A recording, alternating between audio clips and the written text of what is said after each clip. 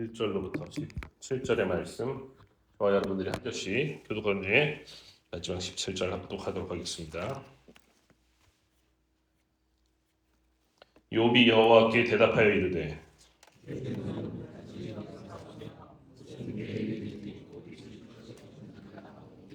무지한 말로 이치를 가리는 자가 누구니이까? 나는 깨닫지도 못한 일을 말하였고 스스로 알 수도 없고 헤아리기도 어려운 일을 말하였나이다.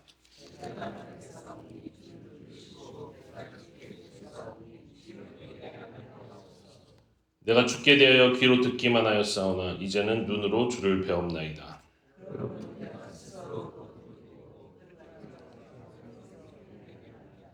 여호와께서 욥에게 이 말씀을 하신 후에 여호와께서 대만 사람 엘리바스에게 이르시되 내가 너와 네 두 친구에게 노하나니 이는 너희가 나를 가리켜 한 말이 내 종 욥의 말같이 옳지 못함이니라.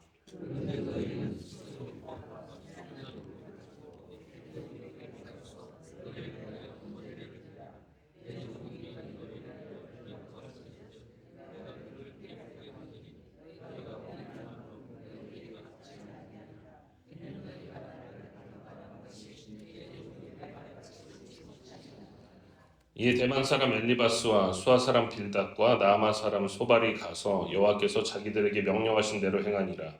여호와께서 욥을 기쁘게 받으셨더라.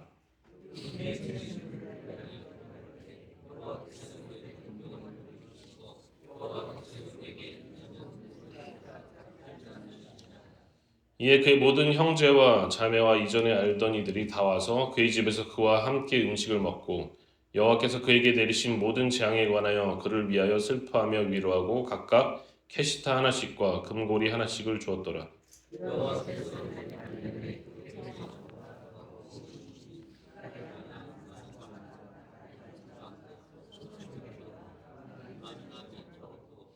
또 아들 7과 딸 3을 두었으며 그가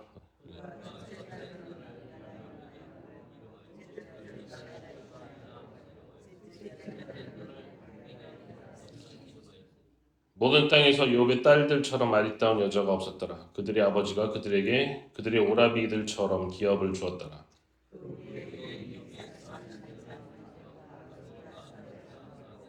다 같이 늙어 나이가 차서 죽었더라. 아멘. 할렐루야. 수요 새벽 2부 예배 나오신 모든 성도 여러분들 주님의 이름으로 환영 축복합니다. 저는 오늘 99%의 경건함도 완벽하지 않다. 99%의 경건함도 완벽하지 않다라는 제목으로 말씀을 전하도록 하겠습니다. 이번에 태국 캄보디아 선교 가서 제가 여러 가지 일을 다 팀내에서 맡았지만 공식적으로 강사로서 딱 한 번 캄보디아 ABI 선교대회에서 서게 되었는데요. 욥기를 좀 이야기해달라고 김기훈 선교사님께서 말씀하셔서 욥기에 대해서 나눴던 말씀인데 제가 이것을 가지고 또 성도 여러분들과 또 같이 나눴으면 좋겠다는 생각이 들어서 오늘은 산에 대해서 하지 않습니다. 오늘은 산에 대해서는 성경산이지만 산 대신에 욥에 대해서 한번 나눠보도록 하겠습니다. 여러분 욥 하면은 가장 먼저 떠오르는 것이 욥의 억울한 고난 이게 먼저 떠올라요. 그리고 오늘 읽은 본문에서 42장 마지막 장에서 갑절로 복을 받은 결말의 축복이 또한 떠오를 수가 있습니다. 좀 더 신학적으로 얘기하면 이것을 신정론이라고 얘기합니다. 테오디시라고 해서 하나님은 언제나 옳고 하나님은 언제나 정당하셔야 된다. 이런 것인데 왜 그럼에도 불구하고 하나님이 전능하시고 선하다고 하시면서 이 세상의 고통과 악을 막지 못하는가 이런 의문을 다룬 책이 바로 욥기라는 것입니다. 신정론에 대해서 다루고 있다는 겁니다. 그러나 만약 욥기를 하나님의 사랑의 책이다라고 한다면은 여러분들께서 얼마나 여기에 대해서 동의를 하실 수가 있겠습니까? 그것도 그냥 사랑의 책이 아니라 아주 애절한 가슴 시린 사랑의 책이다라고 말씀드리면 여기에 대해서 얼마나 여러분들께서 받아들일 수 있을까요? 저는 우리가 하나님의 이런 위대하신 사랑을 이해하기 위해서는 우리의 시선을 바꿔주는 안경이 필요하다는 생각을 해봤습니다. 원래 안경은요, 시력을 교정해주는 도구죠. 잘 흐릿하게 보이는 것, 잘 안 보이는 것을 또렷하게 보이게 해주는 그런 교정 도구가 안경인데, 만약에 시선을 바꿔주는 안경이 있다면 내가 보지 못했던 부분에서 보게 만들어주는 그런 도구가 될 수가 있겠습니다. 실제로 그런 안경이 있는지는 잘 모르겠지만 우리가 욥기를 읽을 때 뭔가 시선을 구약의 시선에서 벗어나서 좀 다른 차원에서의 시선으로 바라보는 그런 안경이 필요하다는 것입니다. 만약 그런 안경이 있다면 저는 그 안경의 이름을 예수라고 부를 수 있을 것 같습니다. 여러분, 우리가 보이지 않는 하나님을 누구를 통해서 만날 수가 있습니까? 보이지 않는 하나님을 우리는 예수님을 통해서 만날 수가 있는 거예요. 하나님이 영이시지만 예수님을 통해서 우리는 하나님을 만날 수가 있습니다. 요한복음 1장 14절에서 말씀이 육신이 되어 우리 가운데 거하시매라고 말씀했습니다. 여기서 말씀이 바로 로고스이신 예수님을 가리키는 것입니다. 예수님은 말씀이시. 그리고 그분이 우리 인간과 같은 육신을 입고 우리 가운데 오셨다는 거예요. 우리와 함께 거하시기 위해서. 성경은 예수님이 바로 그래서 말씀이다라고 증언을 하고 있습니다. 그러므로 욥기는요, 구약과 신약을 아우르는 전체적인 성경 말씀의 측면에서 이런 예수라는 안경을 쓰고 봐야 보이기 시작하는 귀한 보물창고와 같은 것입니다. 여러분, 욥기는요, 어떤 방법론을 이야기하고 있는 것이 아니에요. 고난에 대했을 때 어떤 방법을 취하면 이것이 해결되고 복을 받는다, 이런 것을 이야기하고 있는 것이 아닙니다. 마치 수학 공식처럼 딱딱 들어맞는 어떤 축복과 저주의 공식을 이야기하고 있는 것이 아닙니다. 우리는요, 욥기를 읽고서 마음이 불편해질 수가 있어요. 그것은요, 아마도 인간으로서는 경건의 최고봉을 달리더라도, 그래서 심지어는 하나님께서도 인정하셨던 그런 욥이 도대체 뭘 잘못해서 이렇게 심한 고난을 당해야 하는 것인지가 우리가 이해가 되지 않기 때문에 욥기를 읽고 불편해질 수가 있습니다. 우리의 신앙생활로 이것을 이야기를 바꿔본다면, 교회를 아주 열심히 다녔고 아주 봉사를 열심히 했고 정말 기도도 열심히 했고 다 열심히 했는데, 그렇게 열심히 경건하다는 이유만으로 만약에 내가 시험을 받고 고난을 당한다라고 한다면, 신앙생활이라는 것은 정말로 매력이 없게 느껴질 거예요. 도대체 왜 내가 사서 고생을 하는지, 이런 세상 논리를 적용하게 되어버린다는 것입니다. 반면에 그렇기 때문에 우리에게는 또 희망이 있다라는 사실을 발견하게 돼요. 여러분, 여기 저를 포함해서요, 계시는 어떤 분이라도 정말 열심히 하더라도 요만큼 철저하게 신앙생활을 하기 어렵다는 것을 여러분 대부분 인정하실 것입니다. 욥은요, 어떻게 보면 율법 시대, 즉 구약의 표본이라고 할 수가 있어요. 구약의 표본. 욥이 언제 사람이냐에 대해서 여러 가지 의견들이 있지만 주로 많이 이야기하는 창세기의 아브라함과 동시대의 사람이다라는 전제를 한다면은, 비록 그가 모세가 시내 산에서 받은 율법 시대 이전의 사람이긴 하지만 그런 거 뭐 복잡하게 따질 것 없이 욥은 그냥 구약의 율법을 대표하는 인물이다, 이렇게 생각하면은 큰 무리가 없을 것입니다. 욥은 율법 시대를 표현하는 사람이에요. 여러분, 욥기 서두에 보면요, 사탄이 하나님께서 욥을 칭찬하시는 것을 보고 이의를 제기하죠. 하나님께서 복을 주지 않으셨다면 저 욥이 저렇게 경건할 리가 있습니까? 욥기 1장 9절 10절 보면 사탄이 이렇게 얘기합니다. 사탄이 여호와께 대답하여 이르되 욥이 어찌 까닭 없이 하나님을 경외하리까? 까닭이 분명히 있다는 거예요. 이유가 있기 때문에 이렇게 잘한다는 것입니다. 주께서 그와 그의 집과 그의 모든 소유물을 울타리로 두르심 때문이 아니니까. 주께서 그의 손으로 하신 발을 복되게 하사 그의 소유물이 땅에 넘치게 하셨습니다. 이렇게 하나님께서 복을 주셔서 넘치도록 너무 많이 주셔서 잘 됐는데 어느 누가 하나님 앞에 경건하지 않을 것입니까? 사탄의 주장은 하나님께서 그렇게 많은 복을 줬기 때문에 욥이 하나님을 경외하며 악을 떠난 것이다. 이렇게 이해를 제기하는 것입니다. 그러면서 욥을 한번 흔들어 보세요. 제안을 한 것이죠. 욥에게 한번 시험을 해보라는 것입니다. 만약에 이때 하나님께서 사탄아 물러가라 이렇게 이야기했으면 얼마나 좋았겠습니까만 그저 하나님께서 사탄에게 처음에는 그의 몸에 손대지 말라. 두 번째는 그의 생명을 건드리지 말라. 이런 최소한의 보호만을 하나님께서 말씀을 하십니다. 여기까지만 읽으면요. 하나님이 참 많이 서운해지려고 해요. 과연 어떻게 하나님이 이렇게 하실 수가 있지? 어떻게 욥한테 하나님께서 이렇게 보호를 안 해주실 수 있는가? 원망스럽기까지 할 수도 있습니다. 누군가가 저에게 질문을 했어요. 목사님, 욥의 죽은 10명의 자식들은 천국에 갔습니까? 비록 42장 결말에서 하나님은 욥에게 모든 것을 갑절의 축복으로 주셨다고 했지만은 실제로 죽은 자식들은 이 땅에서 회복되지 않는 것이 아니냐라는 의문이었습니다. 너무나 맞는 질문이죠.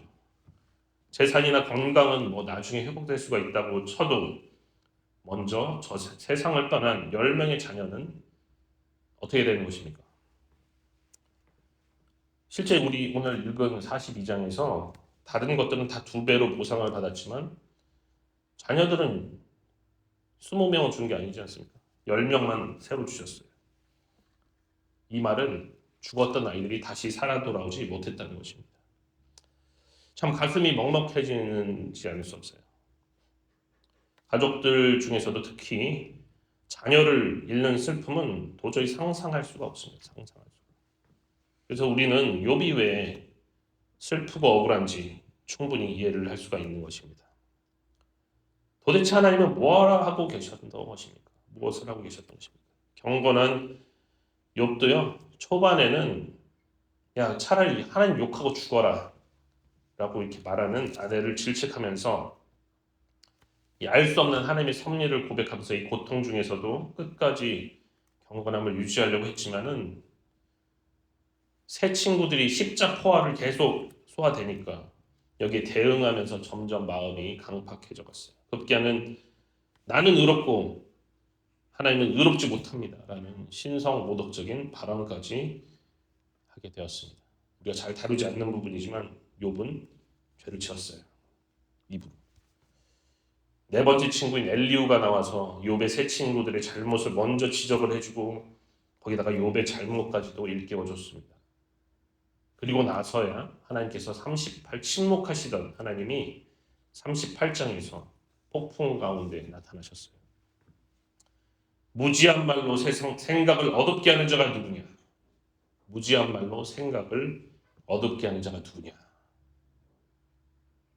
그러면서 하나님은요, 욥의 항변과도 같은 외침에는 직접적인 답을 한 번도 주지 않습니다.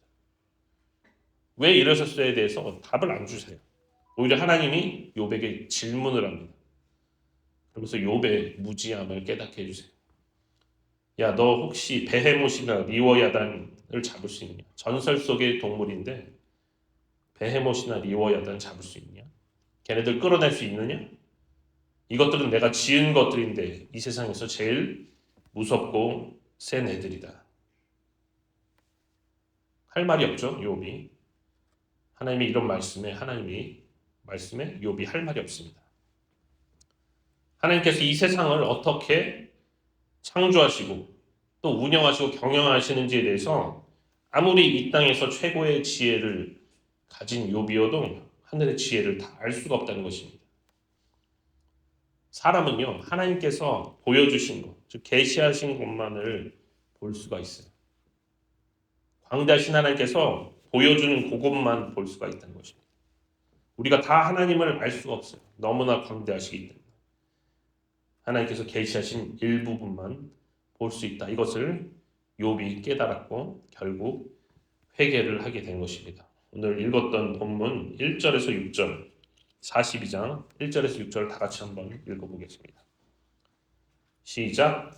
욥이 여호와께 대하여 이르되 주께서는 못하실 일이 없사오니 무슨 계획이든지 못 이루실 것이 없는 줄 아오니 무지한 말로 이치를 가리는 자가 누구니이까. 나는 깨닫지도 못한 일을 말하였고 스스로 알 수도 없고 헤아리기도 어려운 일을 말하였나이다. 내가 말하겠사오니 주는 들으시고 내가 주께 묻겠사오니 주여 내게 알게 하옵소서. 내가 주께 대하여 귀로 듣기만 하였사오나 이제는 눈으로 주를 배웠나이다. 그러므로 내가 스스로 거두어드리고 티끌과 새 가운데서 회개하나이다. 아멘. 욥은 고난을 겪고 난 후에야 비로소 하나님을 좀 더 알아가게 되었습니다. 내가 평소에 제사를 잘 드리고 죄 안 범하고 살면 하나님께서 나에게 복 주시겠지. 나를 축복하시겠지. 내가 열심히 살면. 욥은 정말 그렇게 살았어요. 그리고 철저하게 그렇게 살았습니다. 자녀들이 연애를 마치고 나면 혹시 그들이 죄 지었을까 봐 예방적으로 미리 제사를 지내기까지 했습니다.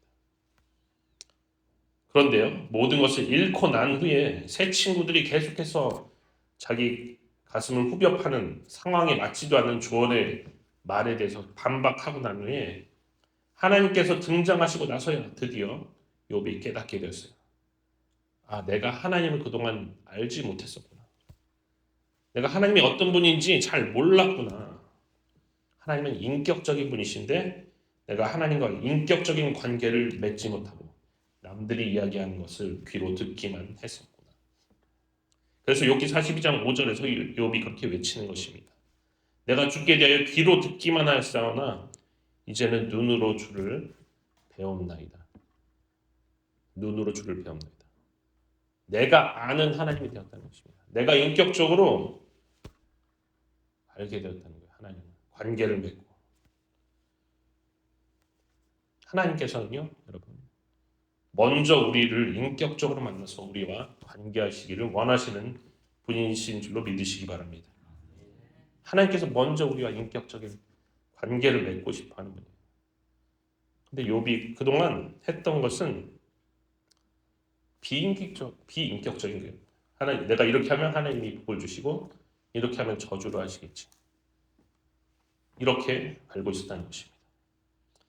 제가 서두에서 예수란 안경을 끼고 그 시선으로 봐야지 욥기를 제대로 이해할 수 있다고 말씀을 드렸습니다.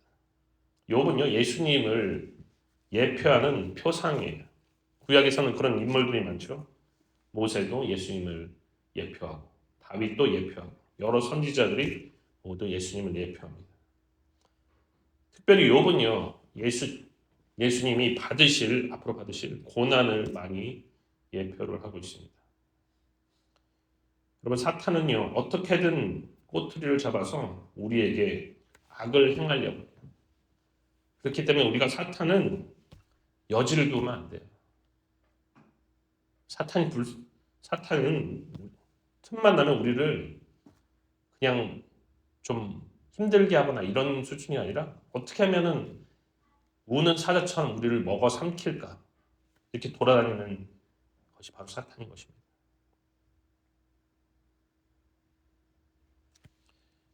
그래도 하나님은요, 욥에게 최소한의 보호를 해주셔서 욥은 생명은 건질 수 있었어요.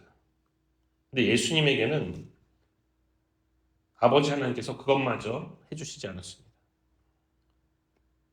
여러분, 악을 벌하려면요, 모든 것을 바로 세워야 되는데, 악을 벌하고 다시 세워야 되는데, 이 악을 악으로는 잡을 수가 없는 거예요.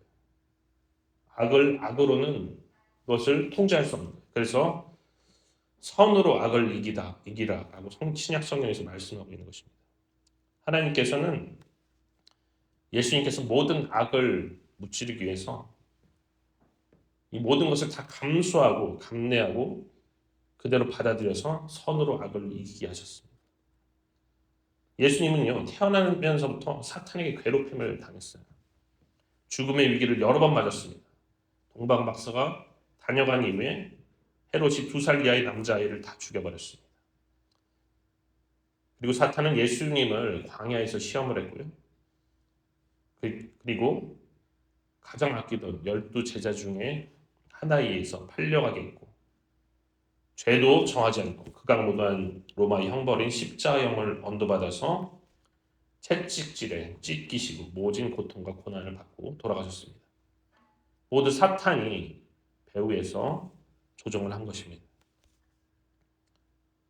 인간 중에서 최고로 율법을 잘 준행을 했던 욥도 그가 99% 정말 율법을 정말로 잘 지키더라도 1%까지 완전히 채우지 못한다면 완전할 수가 없고요. 흠이 있었다는 것입니다. 율법의 기준으로는 구원을 못 얻는 사람이에요. 죽어라 하고 노력을 하는데도 안 된다는 것입니다. 로마서에서 모든 사람이 죄를 범하였음에 하나님의 영광에 이르지 못하였다. 이렇게 말씀하고 있는 것처럼 욥도 한 사람의 죄인일 뿐이었습니다. 그러므로요. 누구든지 율법의 의로는 구원을 받을 수가 없는 거예요. 율법의 의로는.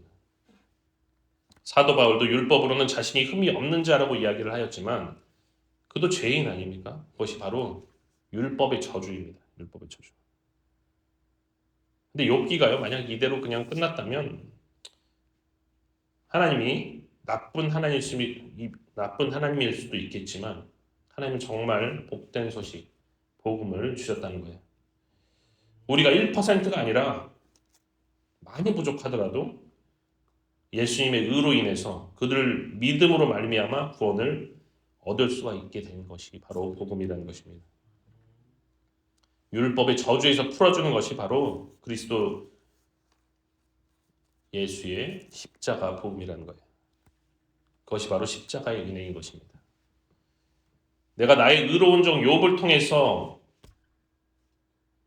너에게 계시고자 하는 것은 율법의 저주가 아니라 나의 아들의 대신 피 흘림으로 주는 복된 소식 복음이다.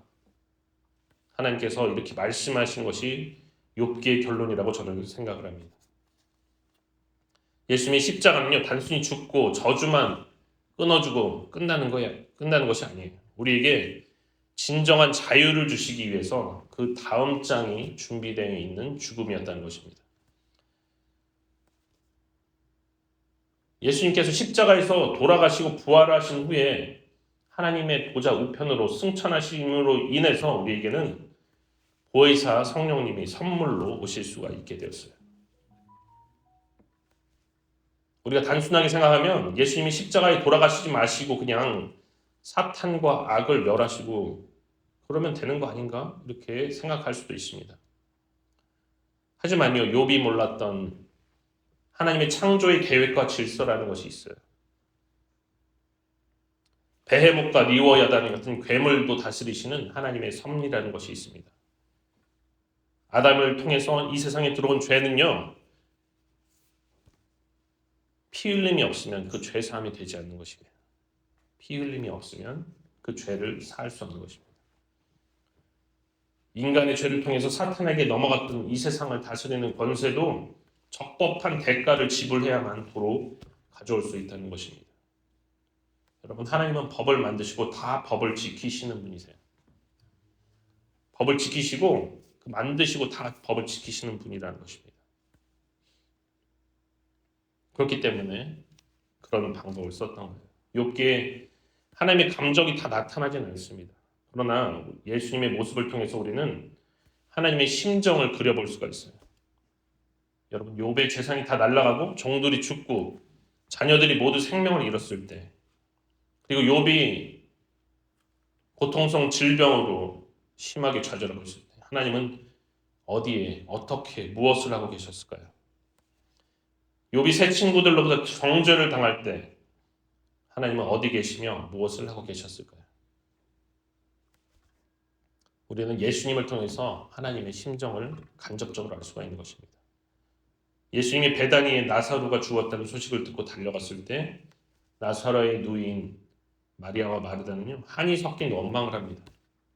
예수님께서 여기 계셨더라면 우리 오라버니가 죽지 않았을 텐데 계셨더라면 왜 이제 오셨어요 예수님?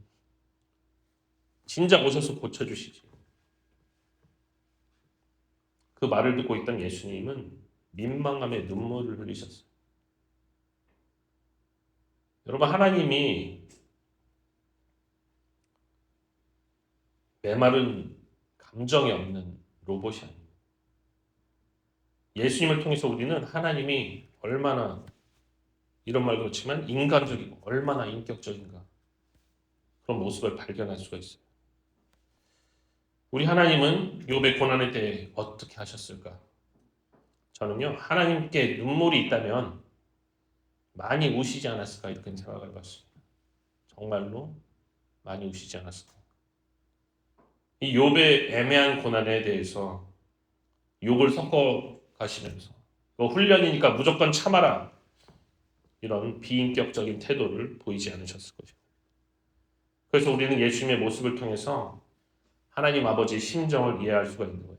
아버지 되신 하나님은 예수님을 통해서 자녀가 된 우리를 위해서 더 좋고 더 나은 것을 주고 싶어 하시는 분이십니다.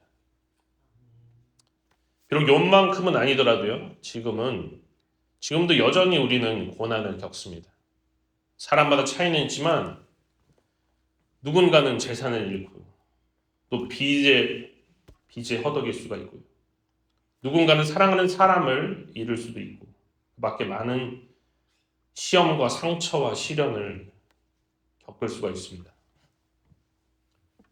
인정하기 싫지만요, 이 세상에서 예수님 잘 믿는다고 해서 축복만 있는 게 아니라는 것을 우리는 할 수 없이 인정할 수밖에 없어요. 축복만 있는 게 아니다. 하지만요, 욥이 고난을 당하면서도 가질 수 없었던 것을 지금 우리는 가지고 있습니다. 바로 보혜사 성령님이. 욥은 가질 수 없었지만 우리는 가질 수 있어요. 보혜사 성령님. 예수님은요, 어떻게 해서든지 이 성령님을 우리에게 선물로 주시고 싶어 하셨습니다. 힘들 때도, 슬플 때도, 즐거울 때도 언제나 늘 함께 곁에 계시는 성령님. 슬플 때 같이 울어주시는 성령님. 우리 위로자가 되시고 우리 변호자가 되시는 그 성령님이 우리 곁에 있습니다. 신약 성경에서는요, 욥의 특징을 인내라고 표현을 하고 있어요. 인내. 야고보서 5장 11절에 너희가 욥의 인내를 들었고 주께서 주신 결말을 보았거니와 주는 가장 자비하시고 긍휼히 여기시는 이시니라. 우리도 어려운 일, 고난을 만날 때 욥과 같이 인내를 해야 되겠지만 성령님이 우리와 함께 하십니다, 여러분. 그리고 결국에는 자비와 긍휼이 하나님께서 큰 복도 주실 것입니다.